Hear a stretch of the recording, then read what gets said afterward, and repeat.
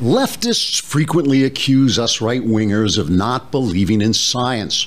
You rotten conservatives with your silly, fantastical God, they say, you don't understand that a simple series of natural laws that came out of nowhere not only caused a universe without cause, but created a mind that could understand that universe, even though its randomness renders it incomprehensible. Because this is only one of an infinite number of imaginary universes we made up to explain all this away. You backward conservative troglodytes, they say. You think a formless blob of cells in a woman's womb is a separate person when it hasn't even come through the magic vagina yet, where special humanity dust is sprinkled on it and it suddenly develops the right not to be torn to pieces. You Trump-loving jackasses, they continue. You don't even accept the absolute fact that our computer models can predict the future of a climate far too complex for your right-wing computers, and so we know with absolute certainty that the whole world is going to die 7 years ago if you don't give us all the money and power. Well, thanks for your input, left-wingers, and just to show how open-minded we are, let's take a look at some more left-wing science. Here, for instance, is a wonderful blog called The Selfish Activist, where body-centered therapist Tada Hazumi tries to teach what he calls white-bodied people how to be allies to other-bodied people. And if body-centered therapy is not an example of left-wing science, I don't know what is.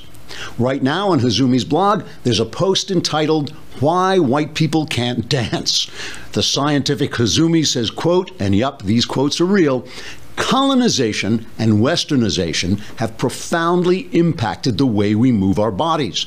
Just think about even this little fact. Most non-European people didn't wear pants before colonization. They wore robes and skirts, no matter the gender.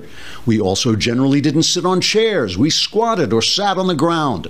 Many of our cultures didn't glorify tight, muscular abs. We didn't march like rigid European soldiers did. We walked using a slight skating motion from side to side and a subtle ripple up the spine," unquote.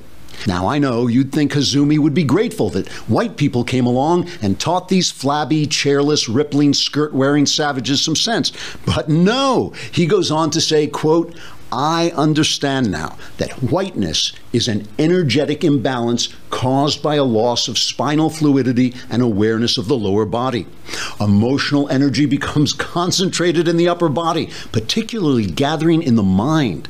The white body is in freeze. It is ungrounded and cannot feel the earth. We see this pained energy of whiteness play out in our society through violence towards sexuality, emotional vulnerability, and ecology, amongst other things," unquote. So you see, left-wingers, the truth is, writing like this makes me love your left-wing science.